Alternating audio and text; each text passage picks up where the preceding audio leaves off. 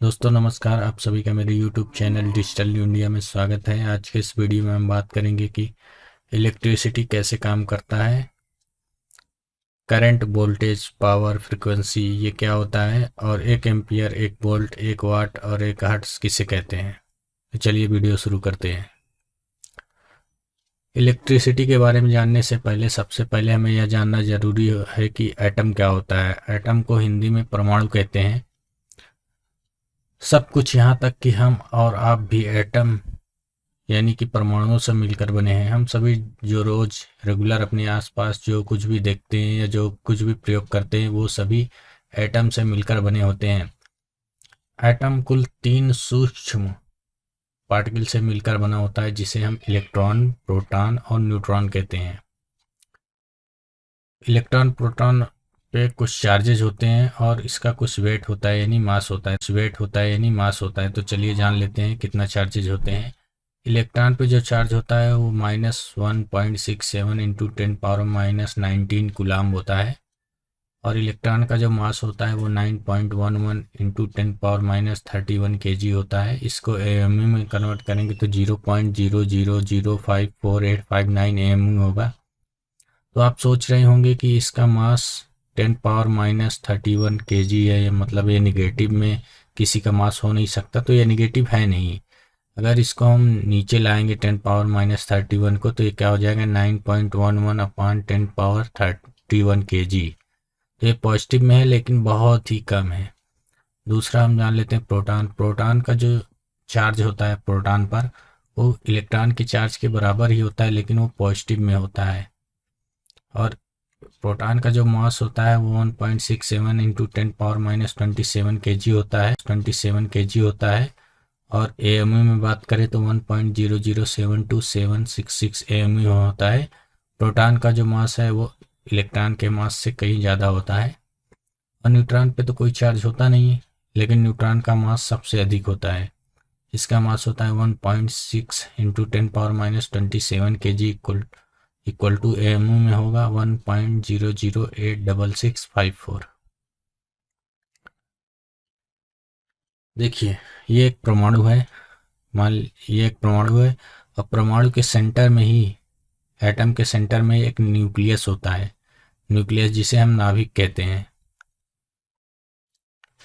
नाभिक, इसी नाभिक में प्रोटॉन और न्यूट्रॉन रहते हैं और इलेक्ट्रॉन इनके चारों तरफ चक्कर लगाता रहता है। जैसे कि मान लीजिए एक एटम है कार्बन का एटम है। इसका जो है कार्बन का जो एटॉमिक नंबर है वो 6 है और एटॉमिक मास 12 है।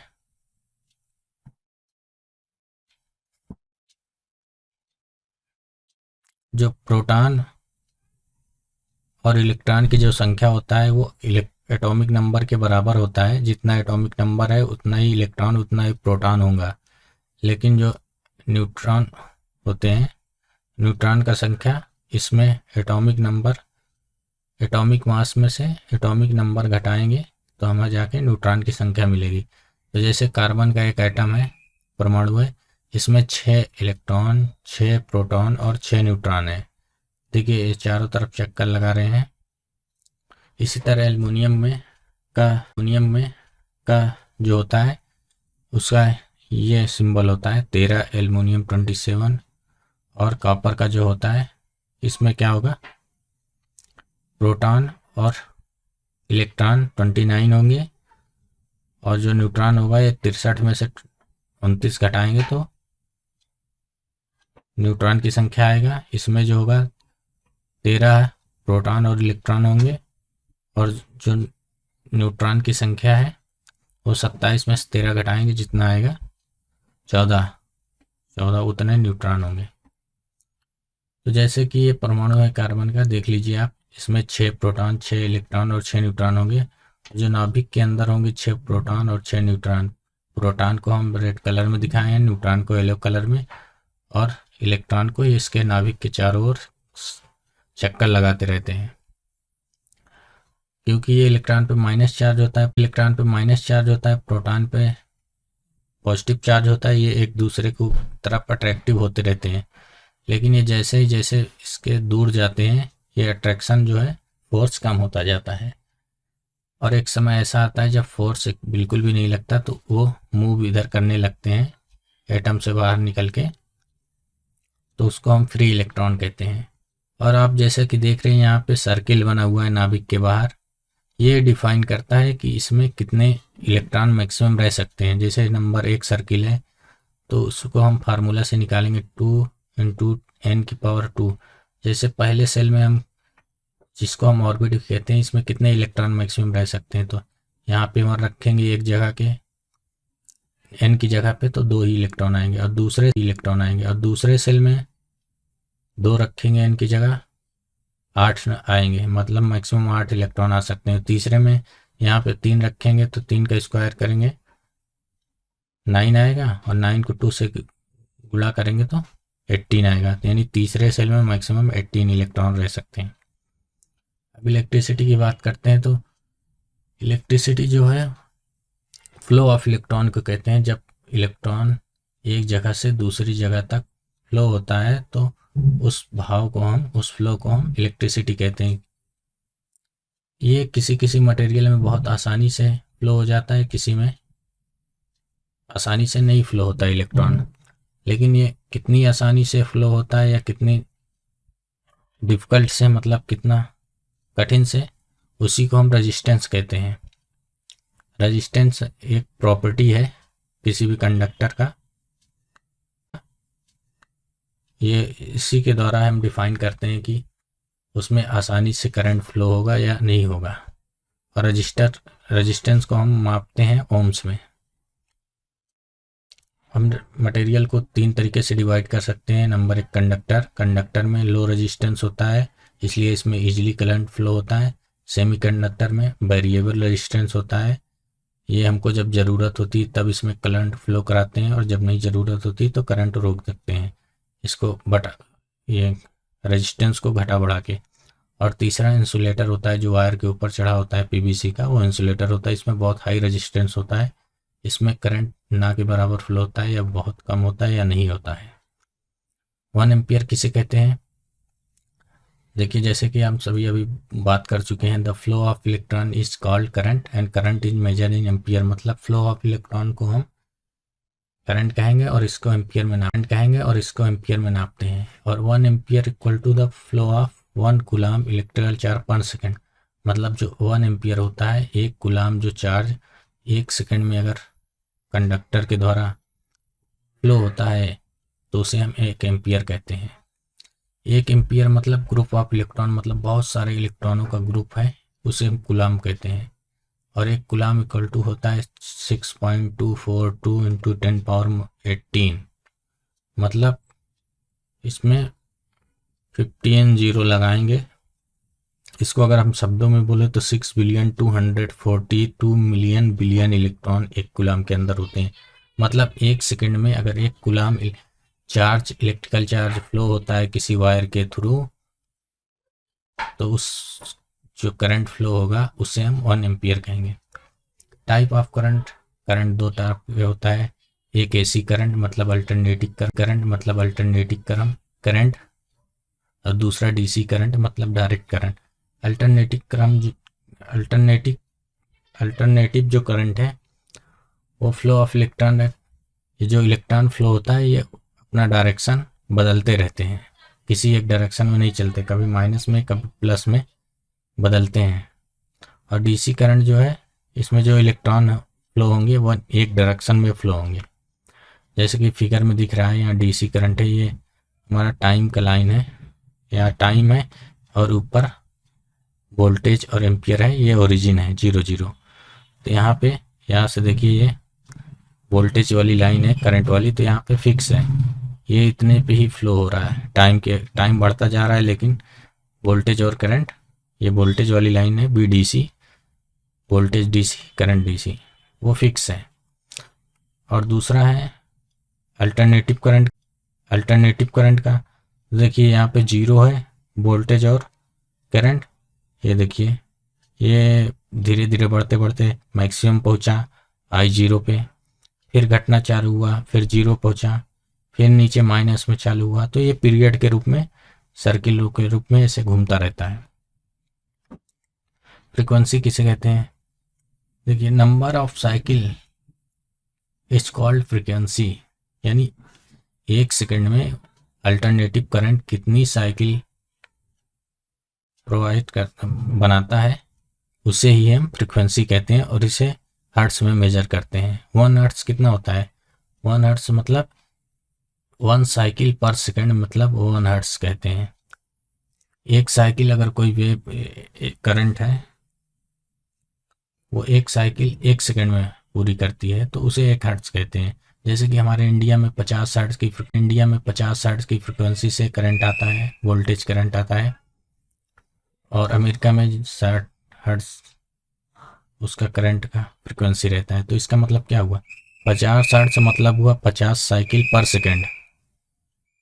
इसका मतलब ये हुआ कि ये जो 50 हर्ट्ज वाली करंट है, वोल्टेज है, ये अपनी पोलरिटी एंड डायरेक्शन 1 सेकंड में 100 टाइम्स चेंज करता है। इसी तरह 60 हर्ट्ज मतलब हुआ 60 साइकिल, 1 सेकंड में वो 60 साइकिल बनाता है, और 1 सेकंड के अंदर वो 120 टाइम्स अपनी डायरेक्शन और पोलरिटी चेंज करता है। मतलब 120 टाइम वो जीरो होता है, 120 टाइम हाई होता है, फिर लो होता है, इसी तरह चलता रहता है।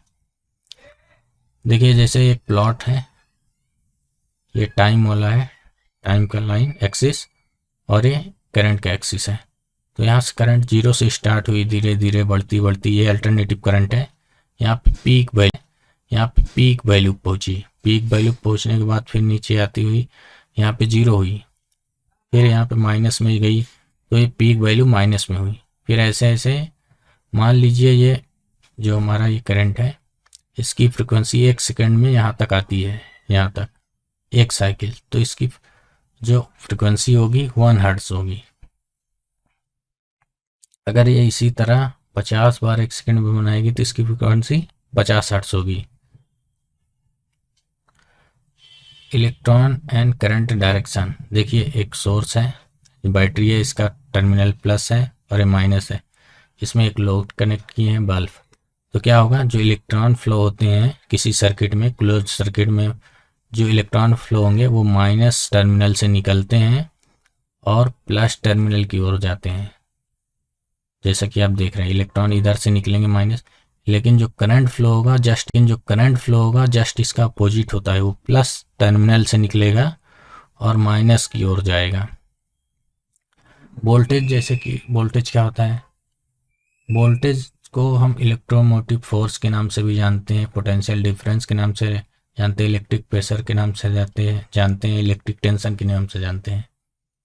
जैसे कि कोई पाइप है, उसमें पानी बह रहा है, तो उसका जो प्रेशर है, कितने प्रेशर से पानी बह रहा है, उसको हम वोल्टेज कहेंगे, और जो पानी है उसको हम करंट कहेंगे। इसी तरह वोल्टेज जो है एक प्रेशर है जो इलेक्ट्रॉन को फ्लो करने के लिए ज़रूरी होता है। जब तक वोल्टेज अप्लाई नहीं करेंगे किसी सर्किट में, किसी वायर में, तब तो वो करंट जो है फ्लो नहीं होगा, करंट इलेक्ट्रॉन मूव नहीं होगा। तो इलेक्ट्रॉन को मूव कराने के लिए वोल्टेज की ज़रूरत होती है। तो voltage is the pressure from an electrical circuit power source that push electron charge electrons through a conductive wire. इसका मतलब है कि एक तरह का प्रेशर है जो इलेक्ट्रॉन को पुश करता है, चार्ज इलेक्ट्रॉन को पुश करता है थ्रू ए कंडक्टिव वायर के द्वारा। मतलब जो वायर है उसमें इलेक्ट्रॉन इधर उधर मूव करते रहते हैं, जो फ्री इलेक्ट्रॉन होते हैं, लेकिन जब वोल्टेज अप्लाई कर देते हैं तो उसका एक डायरेक्शन में मूव करने लगते हैं। वोल्टेज को हम प्रेशर कहते हैं या फोर्स भी कह सकते हैं। 1 वोल्ट मतलब क्या होता है? 1 वोल्ट का मतलब होता है making electrons flow through a resistance require an attractive force to pull them. This force is called electromotive force और voltage, and voltage is measured in volts. मतलब इलेक्ट्रॉन को फ्लो करने के लिए, एक रेजिस्टेंस के द्वारा किसी इलेक्ट्रॉन को फ्लो करने के लिए जितना फोर्स की आवश्यकता होती है, उस फोर्स को हम वोल्टेज कहते हैं, और इसे वोल्टेज को हम वोल्ट्स में मेजर करते हैं। 1 वोल्ट वह फोर्स है जो किसी 1 एम्पियर करंट को 1 ओम रेजिस्टेंस में फ्लो कराने के लिए आवश्यकता होती है। मतलब 1 वोल्ट उसे कहेंगे, उस फोर्स को कहेंगे या उस पुश को कहेंगे जिसमें हम किसी वायर के थ्रू अगर 1 एम्पियर करंट को फ्लो करा देंगे तो उस वोल्टेज को हम 1 वोल्ट कहेंगे। ओम्स लॉ क्या होता है? ओम्स लॉ इक्वल टू होता है R equal to V by I या V equal to I by R। V voltage, I ampere यानी करंट, R रेजिस्टेंस है। यानी 1 वोल्ट हम उस फोर्स को कहेंगे जो 1 एम्पियर करंट को फ्लो कराने के लिए आवश्यक होता है 1 ओम रेजिस्टेंस में। 1 ओम जिसका रेजिस्टेंस है जिस वायर का, उसको। पावर क्या होता है? जब इलेक्ट्रॉन एक रेजिस्टेंस वायर में फ्लो होता है तो वो एक निश्चित मतलब वो कुछ ना कुछ कार्य परफॉर्म करता है, चाहे वो काम मोशन के रूप में हो या हीट के रूप में हो या लाइट के रूप में हो। जैसे हम किसी सर्किट में एक बल्ब लगा दिए, उसमें इलेक्ट्रॉन फ्लो हो रहा है, तो वहाँ पे जो वर्क होगा वो क्या होगा? वर्क परफॉर्म होगा हीट के रूप में, लाइट के रूप में। मतलब ये जो वर्क हो रहा है, या फिर मोटर में हम किसी मोटर में सर्किट में करंट प्रोवाइड कर रहे हैं, वोल्टेज और करंट, तो उसमें जो वर्क हो रहा है उसी वर्क को हम पावर कहेंगे। और ये पावर जो मेजर होता है वाट में होता है।